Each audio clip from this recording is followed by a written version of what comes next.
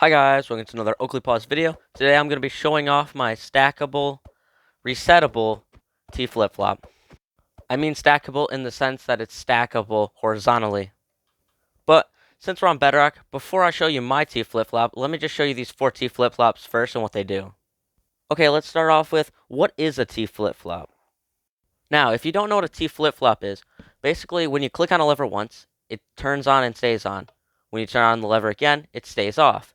Now we're basically doing that, but with a button or a pulse. So as you see, normally when you turn the button on, it'll turn on and then turn back off. But we want it to be like the lever where it'll stay on, and when you press the button again, it'll stay off. Now here are 4 simple T flip-flop designs that work on bedrock. If you want to see my custom T flip-flop design, I should have a timestamp in the description of the video. Now as you see, when I press the button, it turns the lamp on and it stays on. And now when I press the button again, it's going to stay off. And as you can see, it's pretty simple. It's got 1 button, 3 droppers, and a hopper, and 1 comparator. And I just have the redstone lamp there, so you have a visual of what it looks like when it's on and off. And if you need help building it, this is just me building it so you can see how it's built.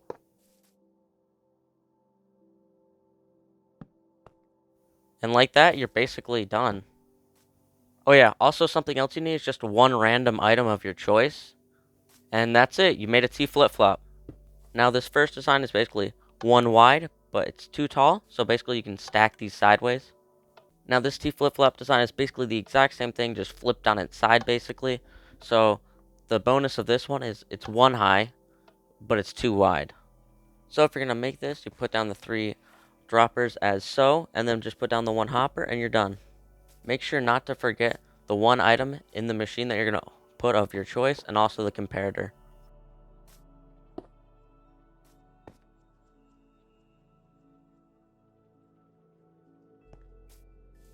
As you guys can see, it does in fact work, okay? I'm not lying, it works. If it doesn't work for you, just let me know in the comments and I can try to see if I can help you.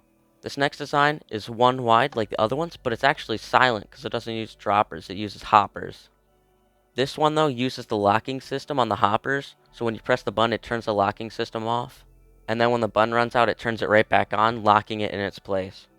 Now, it flickers because a stone button is 3 ticks. So if you want to get rid of that, just make it 1 tick using a 1 tick pulse.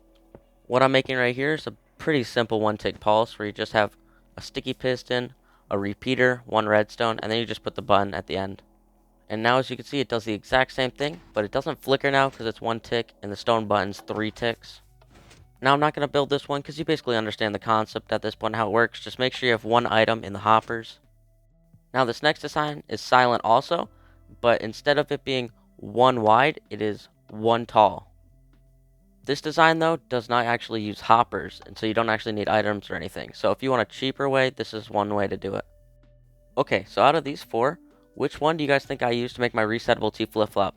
This one for number 1, this one for number 2, this one for number 3, and this one for number 4. Leave your comment in the comment section below. I feel like now's a great time to mention that if you aren't subscribed, to please consider subscribing at least. It shows me that you enjoy watching my content. Okay, now that you've had your chance to comment it, basically the one I chose is the 3rd one. And here's my basic design that I came up with to make it resettable. As you can see, the top is the exact same as the 3rd one.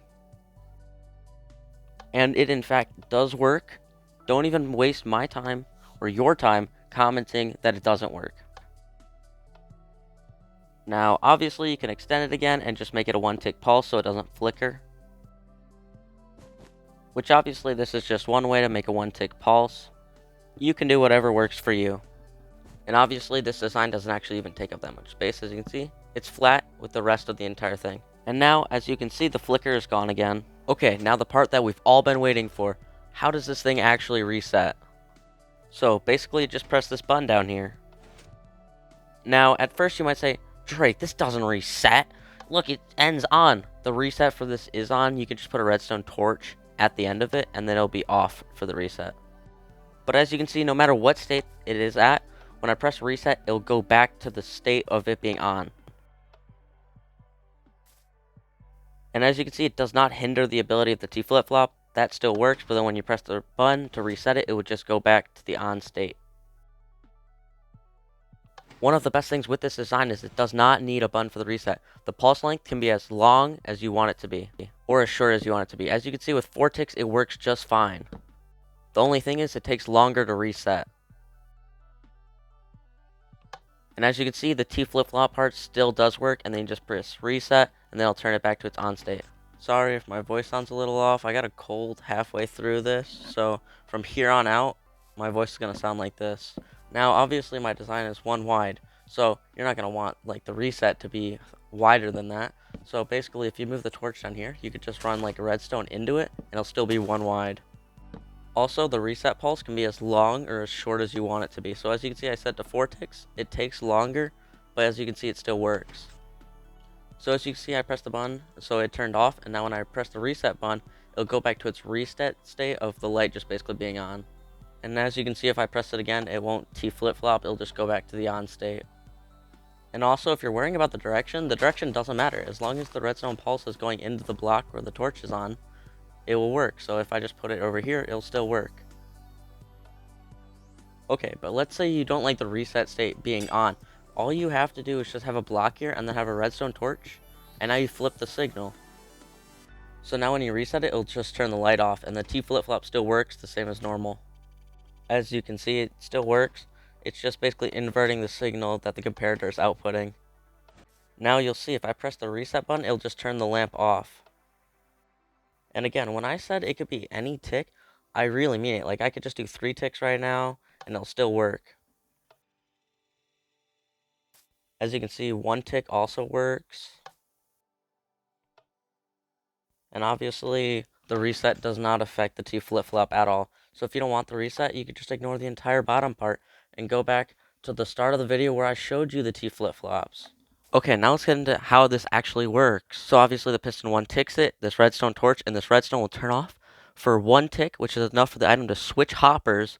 So depending on which hopper it's at, it'll just switch to the opposite one in 1 tick. This works this way because the redstone torch and the redstone dust, they basically lock the hopper. So when you turn it off for 1 tick, it unlocks the hoppers for 1 tick, so it's just enough to send it.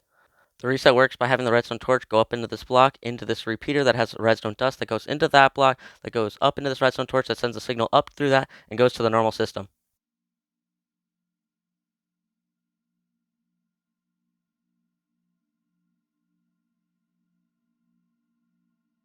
So the signal will turn off the redstone torch up here and the redstone off, making it where you can send the signal back and forth.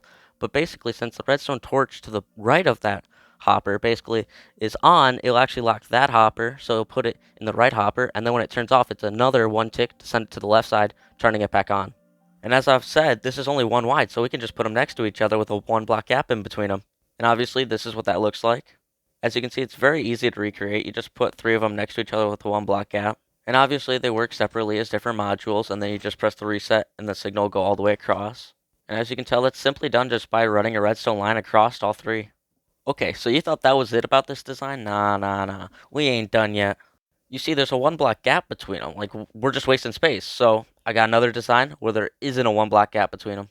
Now, obviously, I made some slight modifications, only 3 modifications from the original design, but as you can tell, they work individually still. So obviously, as you can tell, this button on the left activates the redstone lamp on the left, and it doesn't affect any of the other lamps. And as you can tell, this one, even though it's in the middle between both of these, still works individually. Even though these pistons extend, it's just because the button itself is extending the pistons. It's not actually sending a signal through them. I'll show you again in case you're all worried, like, oop-de-doo, oh, I'm so scared it could not work. I told you, it's easy, it works, it's very simple. And if you're actually worried about the reset, it still works just fine. It's just stacked all on each other. Easy. Again, if you blinked, here you go. This me pressing the reset again. Obviously, it works.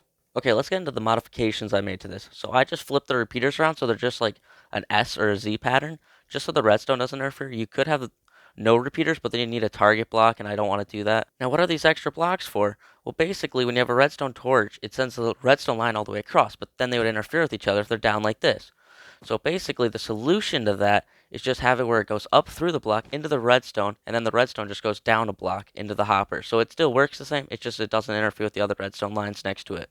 And then it has these 2 blocks on the side just so that the redstone line doesn't connect with the other one, because then it's just going to interfere when you press that button. It's going to also affect the one next to it. Okay, lastly, I made some modifications to the front. So I just added some repeaters here so that they don't interfere, because basically this would extend this piston next to it. Now you could have it like that, but to reduce lag, if you're making this on a large scale, you're going to want to put a repeater here and put it to 1 tick. Because like this, it just 1 ticks that piston, which is really quick and could cause some lag. Here, let me get a better angle on the close piston. You can just see one ticks up really quick. And so if you have this on a huge scale, as I'm saying, you might actually have some issues. Now, obviously, redstone or repeater, it's your choice. You can choose whatever. And also, you can choose whatever on the bottom. If you're building in creative, you could use target blocks, like I was saying earlier. It would make it quicker, so you'd save 2 ticks in this design. The reason I said it might have lag, as you can tell, is when I press this button right here, both the short pistons next to it, they both 1 tick. So on a large scale, I really think this could cause lag. But yeah, that's all for this video. I can't believe I made a 10-minute video on a T flip-flop. But yeah, I hope you guys enjoyed it. Until next time, I guess, I don't know, peace.